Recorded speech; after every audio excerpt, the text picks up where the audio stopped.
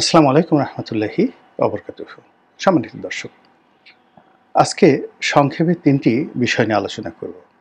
প্রথমত হলো আওয়ামী লীগের নিষিদ্ধ হওয়া নিয়ে, দ্বিতীয়ত আওয়ামী লীগের যে প্রতীক নৌকা, এই নৌকার ভবিষ্যৎ নিয়ে,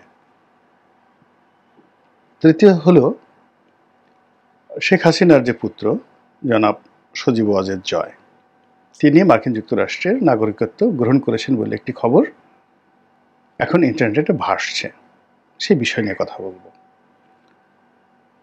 প্রথমত যে শিরোনাম ব্যবহার করা হয়েছে আওয়ামী লীগের ইন্তেকাল, এটার জন্য দুঃখ প্রকাশ করছি। যারা আমার দর্শক রয়েছেন আওয়ামী লীগের ভক্ত শুভানুদ্দাহী, তারা হয়তো এই শব্দটি শুনে মনে কষ্ট পাবেন, কিন্তু এটি একটি কৌশলগত শব্দ। এর কারণ হলো আমাদের এই বাংলাদেশ সবসময় ক্ষমতার দাবিদারি করে।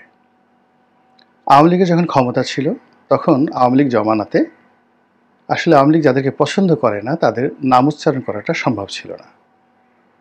তারেক রহমান সাহেবের নাম উচ্চারণ করা যেত না, বেগম জিয়ার নাম উচ্চারণ করা যেত না, তারপর খালেদা জিয়ার নাম উচ্চারণ করা যেত না, এবং পত্রপত্রিকায় তারেক রহমান শব্দটি পর্যন্ত কেউ লিখতে পারত না, উচ্চারণ তো দূরের কথা। ২ নম্বর হলো যে আওয়ামী লীগের একটা শীর্ষ পর্যায় থেকে শুরু করে কতগুলো শব্দ ব্যবহার করা হতো, যেমন খুনি তারেক, খুনি বেগম জিয়া, তারপরে খুনি জিয়া, এই কথাগুলো আওয়ামী লীগ খুব অহরহ ব্যবহার করতো, এবং এগুলো তাদের জন্য যে কতটা বুমেরাং হয়ে পড়েছে যে এখন তারা প্রাণান্ত চেষ্টা করছে বিএনপির সঙ্গে একটা বন্ধুত্ব করার জন্য, এবং শেখ হাসিনা থেকে শুরু করে আরও অনেকেই এই সময়টাতে বিএনপি নিয়ে কোনো কটূক্তি করছে না। অথচ সারা বাংলাদেশে যত মামলা হয়েছে, এই যে ৩০০-৪০০ মামলা, এসব কিন্তু বিএনপির লোকজন করেছে আওয়ামী লীগের বিরুদ্ধে। ২ নম্বর হলো যে আওয়ামী লীগের লোকদেরকে ধরে ধরে থানায় ঢোকানো, তাদেরকে পিটানো, তাদের সহায় সম্পত্তি লুণ্ঠন করা থেকে শুরু করে যা কিছু আছে তা কিন্তু বিএনপির কর্মী এবং সমর্থকরাই করছে বেশি। জামাতের লোকজন বা অন্য দলের যারা লোকজন, এমনকি এনসিপির যারা লোকজন, তারাও কিন্তু হয়তো এই শহরগুলোতে কিছু কিছু ক্ষেত্রে এই ঘটনা ঘটাচ্ছে, কিন্তু গ্রাম অঞ্চল, উপজেলা পর্যায়ে, জেলা পর্যায়ে এর পুরোটাই কিন্তু বিএনপির নিয়ন্ত্রণে। এখানে বিএনপির কিছু লোক আওয়ামী লীগের কিছু লোককে আশ্রয় দিচ্ছে, এটা সত্য। আবার যারা আশ্রয় পাচ্ছে না তাদের উপর কিন্তু অত্যাচারের খড়গ বিএনপি চালাচ্ছে, কিন্তু চালানোর পরেও বিএনপিকে এখন আব্বা ডাকতে আওয়ামী লীগের শীর্ষ নেতৃবৃন্দ বাধ্য হচ্ছে, এবং এখন তারা আর জিয়া রহমান সাহেবকে খুনি বলতে সাহস তো দূরের কথা, একটু বলে দেখুক না। কেউ যদি বলে যে ঠিক আছে, বেগম জিয়ার চরিত্র মানে ক্যারেক্টার অ্যাসোসিয়েশনের জন্য পার্লামেন্টে দাঁড়িয়ে যে সকল কথাবার্তা বলা হতো, তখন তো আসলে আওয়ামী লীগের যারা সাধারণ লোকজনকে বাধা দেয়নি, কিন্তু ওই সময়টাতে আমি একজন অধম ব্যক্তি, আমি কিন্তু তখন সমালোচনা করেছি, স্বয়ং প্রধানমন্ত্রীর সমালোচনা করেছি। ওই সময়টাতে বেগম জিয়াকে নিয়ে কলাম লিখেছি, তারেক রহমান সাহেবকে নিয়ে কলাম লিখেছি, মানে এটা আমি যখন সংসদ সদস্য ছিলাম। তো সেক্ষেত্রে যেটা হলো যে এখনও আবার যখন সব কিছু উল্টে গেছে, এখন এক গ্রুপ যারা সবাই খুব ইউনূস বন্দনা করছেন, তা আমি তো এখনো পর্যন্ত এত নির্বোধ ব্যক্তি ডক্টর মোহাম্মদ ইউনূসের প্রশংসা করে একটা কবিতাও লিখতে পারলাম না, 2 লাইন গানও রচনা করতে পারলাম না। এখন সবাই বিএনপি বন্দনা করছে, সব ভালো, জামাত বন্দনা করছে, তা আমি সেখানে নির্লিপ্তভাবে আগে যেভাবে কথা বলতাম ওভাবে কথাবার্তা বলে যাচ্ছি। কিন্তু আমাকে সবসময় মাথায় রাখতে হয়, আগেও রেখেছি, এখনও রাখতে হয়, সেটা হলো যে আইনগত জটিলতায় যেন কোনো অবস্থাতে জড়িয়ে না পড়ি। এবং কোনো মব, আওয়ামী লীগের জমানাতে মব হতো, এই যে বিভিন্ন সময় আওয়ামী লীগের নেতা কর্মীরা, ছাত্রলীগের নেতা কর্মীরা বিএনপির লোকদেরকে ধরে নিয়ে তারপরে থানায় নিয়ে গারদে ঢুকিয়ে দিত, তারপরে মামলা হতো। এরকম হাজার হাজার ঘটনা ঘটেছে। ওটাই এখন সুদে আসলে আওয়ামী লীগের নেতাকর্মীদের উপর প্রয়োগ হচ্ছে। অপকর্ম কখনো থেমে থাকে না। তো সেই দিক থেকে এই যে আওয়ামী লীগ নিষিদ্ধ হয়েছে, আওয়ামী লীগ নিষিদ্ধ হয়েছে, এটাকে যদি জামাতের নিষিদ্ধ হওয়ার মতো ঘটনা মনে করা হয়, তাহলে আওয়ামী লীগ ভুল করবে। ব্যাপারটা হলো যে আওয়ামী লীগকে স্লো পয়জনিংয়ের মাধ্যমে একেবারে প্রথমে আইসিইউতে, এবং আইসিইউ থেকে একেবারে রীতিমতো কবরে পাঠিয়ে দেওয়ার যে মাস্টার প্ল্যান হচ্ছে, সেই মাস্টার প্ল্যান সম্পর্কে যদি আওয়ামী লীগ সচেতন না হয়, তাহলে আমি যে শিরোনামটি ব্যবহার করেছি আওয়ামী লীগের ইন্তেকাল, ঘটনাটা আসলে সেদিকেই যাবে।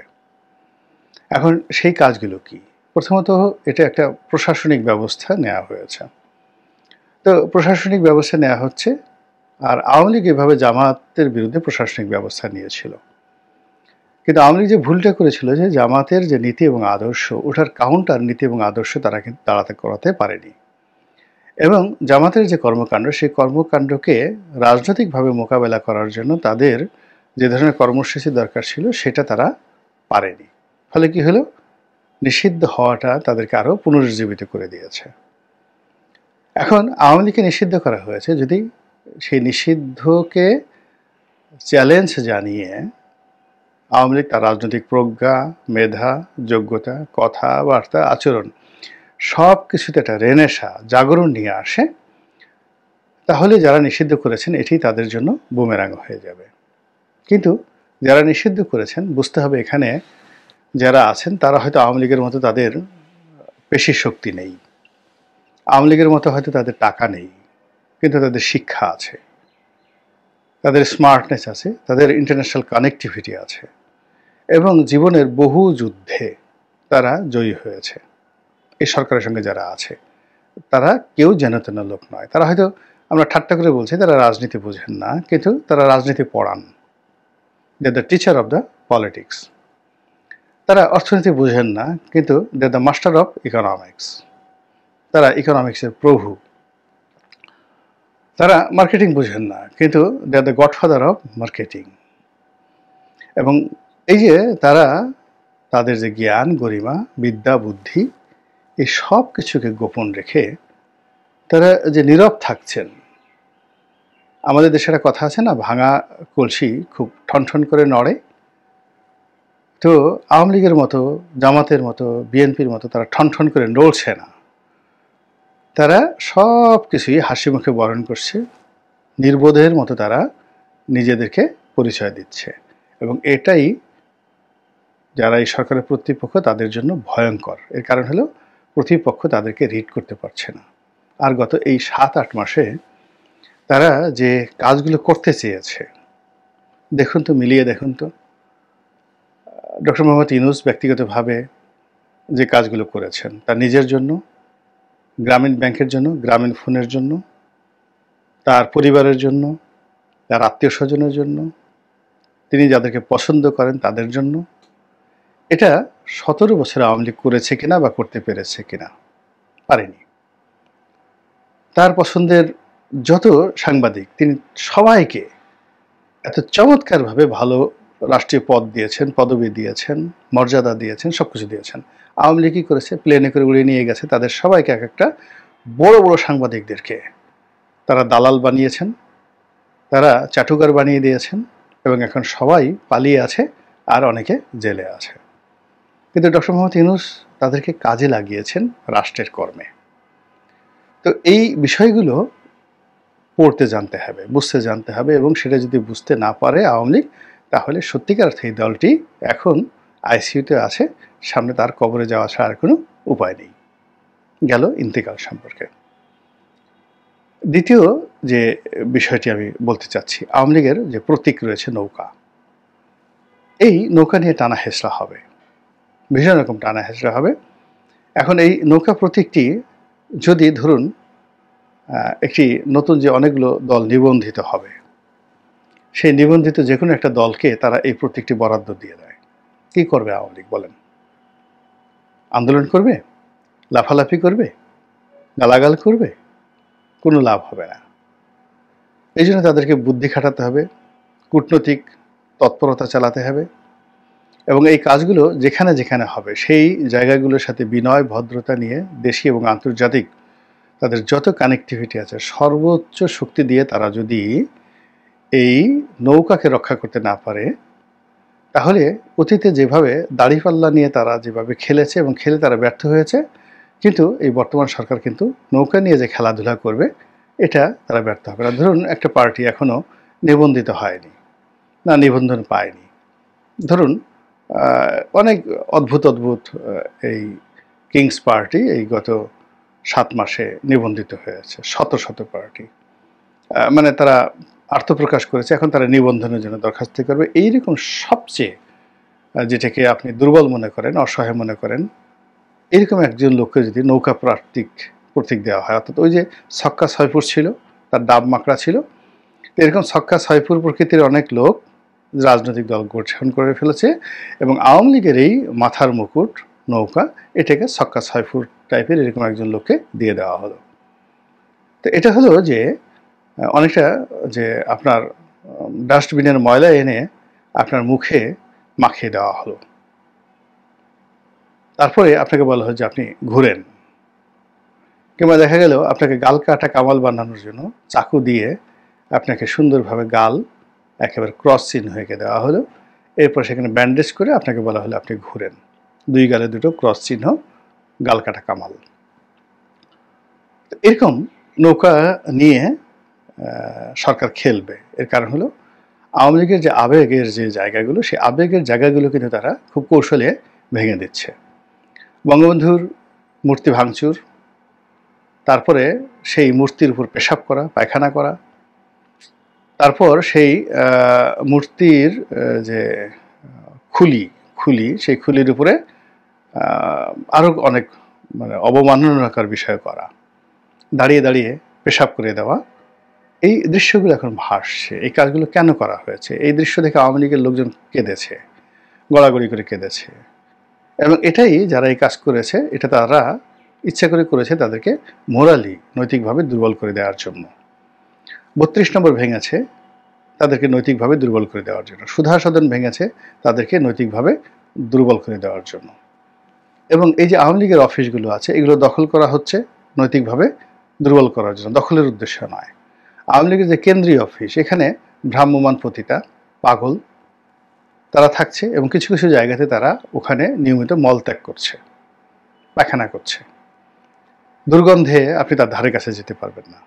এই কাজগুলো করা হচ্ছে আওয়ামী লীগকে মোরালি দুর্বল করার জন্য। ফলে এর ধারাবাহিকতায় নৌকাটি নিয়ে যদি তারা যমুনা নদীতে ডুবিয়ে দেয়, যেমন এখন যে শেখ হাসিনার নামে একটা গরু জবাই দেওয়া হলো, এটা তো মূলত শেখ হাসিনাকে মোরালি দুর্বল করার জন্য এবং তার নেতাকর্মীদের কাছে তাকে এমনভাবে উপস্থাপন করার যে একটা চেষ্টা। আদারওয়াইজ কেন একটা গরুর নাম হবে গায়ে লেখা ওবায়দুল কাদের, গায়ে লেখা শেখ হাসিনা? এটা মূলত মোরালি দুর্বল করার জন্য। এখন তারা যদি বলে যে ঠিক আছে আমরা এখন আওয়ামী লীগের 100টি নৌকা যমুনা নদীতে ডুবাবো, পদ্মা নদীতে ডুবাবো, ব্রহ্মপুত্রে ডুবাবো, এবং এটা সেলিব্রেট করে করে তারা এই কাজগুলো করবে। নৌকাডুবি, আওয়ামী লীগের নৌকাডুবি। তো এই নৌকাডুবিকে উদ্দীপনা সৃষ্টি করার জন্য তারা চাকবুম গান বাজালো, ওখানে নাচ হলো, গান হলো, এবং হিন্দুরা যেভাবে তাদের যে দুর্গা মূর্তি যেভাবে বিসর্জন দেয়, ওভাবে আয়োজক যারা আছেন তারা যদি নৌকাকে এই নদী গর্ভে তলিয়ে দেয়, ডুবিয়ে দেয়, তারপরে সেখানে যদি তারা খাওয়া দাওয়া করে, খানাপিনা করে, জিয়াফত করে, এই জিনিসগুলো আওয়ামী লীগের লোকজনের মনের মধ্যে কেমন লাগবে বলেন তো? এবং সেই কাজগুলো আওয়ামী লীগ যত বেশি এইসব উদ্দীপনা দেখাবে, এই কাজগুলো তত বেশি করা হবে। সবার শেষে এই যে সজীব ওয়াজেদ জয়, তার যে মার্কিন নাগরিকত্ব গ্রহণ, এটি নিয়ে সামাজিক মাধ্যমে ভীষণ রকম আলোচনা হচ্ছে। কেন আলোচনা হচ্ছে? তারা প্রমাণ করতে চাচ্ছে যে বাংলাদেশ নিয়ে শেখ পরিবারের এখন আর কোনো স্বপ্ন নেই, শেখ হাসিনার কোনো স্বপ্ন নেই, জয়ের কোনো স্বপ্ন নেই, পুতুলের কোনো স্বপ্ন নেই। পুতুল বলা হচ্ছে, আমি জানি না এটা সত্য না মিথ্যা, পুতুলের কানাডিয়ান নাগরিকত্ব রয়েছে, জয় নাগরিকত্ব ছিল না, জয়কে নিয়ে ভবিষ্যতে অনেক স্বপ্ন দেখা হতো, তিনি ভবিষ্যতে শেখ হাসিনার স্থলাভিষিক্ত হবেন। এখন যেহেতু তিনি আমেরিকান নাগরিকত্ব নিয়েছেন, কাজেই আওয়ামী লীগ মাইনাসের খাতায় চলে গেছে, তাদের ভবিষ্যৎ প্রজন্ম মাইনাসের খাতায় চলে গেছে। এই প্রচারগুলো তারা সামনে নিয়ে আসবে খুব বড় সড়ো করে, যে Awami League is no more, এখানে থাকবেই না। কিন্তু এই যে জয়, সেখানে মার্কিন নাগরিকত্ব নিল, কেন নিলেন এবং এই সময়টাতে কেন নিলেন, আর এই ছবি কি করে আসলো বা এই ছবি কেন প্রচারিত হলো, এই বিষয়গুলো নিয়ে আওয়ামী লীগ চিন্তা ভাবনা করছে বলে আমার কাছে মনে হচ্ছে না। ফলে কি হলো, আওয়ামী লীগের যারা প্রতিপক্ষ তারা কিন্তু একেবারে জ্যামিতির যে সূত্র, তারপরে বীজগণিতের যে সূত্র, পাটিগণিতের যে সূত্র, এই সূত্র অনুযায়ী তারা কিন্তু এগিয়ে যাচ্ছে টু ডেস্ট্রয় আওয়ামী লীগ। এবং তার প্রাথমিক স্তর কাগজ কলমে হয়েছে, এখন